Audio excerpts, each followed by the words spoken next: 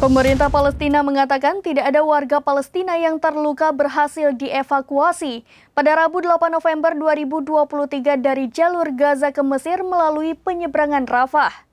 Hal ini dikarenakan Israel menutup penyeberangan di Rafah dan menolak menyetujui daftar korban terluka yang harus dievakuasi.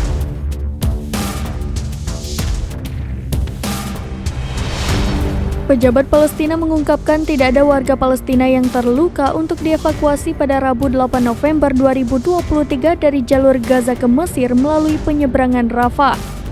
Hal ini dikarenakan Israel menutup titik penyeberangan di Rafah yang menolak menyetujui daftar korban luka yang harus dievakuasi. Dilansir AFP, penutupan jalur penyeberangan dari Gaza ke Mesir ini membuat kondisi warga sipil di wilayah Kantung itu kian memprihatinkan. Perang tersebut dimulai lebih dari sebulan yang lalu ketika militan Hamas menyeberang ke Israel dan membunuh sekitar 1.400 orang, sebagian besar warga sipil dan menyandra 239 orang menurut pejabat Israel. Israel bertujuan untuk menghancurkan Hamas. Israel membalas dengan pemboman tanpa henti dan invasi darat ke jalur Gaza yang menurut Kementerian Kesehatan wilayah Palestina telah menewaskan lebih dari 10.500 orang dan sebagian besar adalah warga sipil. Terminal Rafah yang menghubungkan jalur Gaza ke Mesir dibombardir, dibuka kembali pada 1 November untuk memungkinkan evakuasi orang asing dan warga negara ganda yang terdampar di wilayah kecil Palestina. Kemudian terjadi penutupan selama 2 hari setelah serangan mematikan Israel menghantam ambulans yang menuju perbatasan, menurut Bulan Sabit Merah Palestina dan Kementerian Kesehatan yang dikelola Hamas.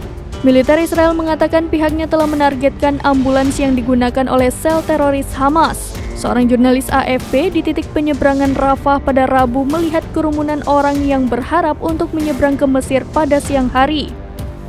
Mazen Danaf yang memegang paspor Jerman mengatakan kepada AFP kalau situasi di Gaza sangat mengerikan. Mesir mengatakan akan membantu mengevakuasi sekitar 7.000 orang asing di seberang perbatasan.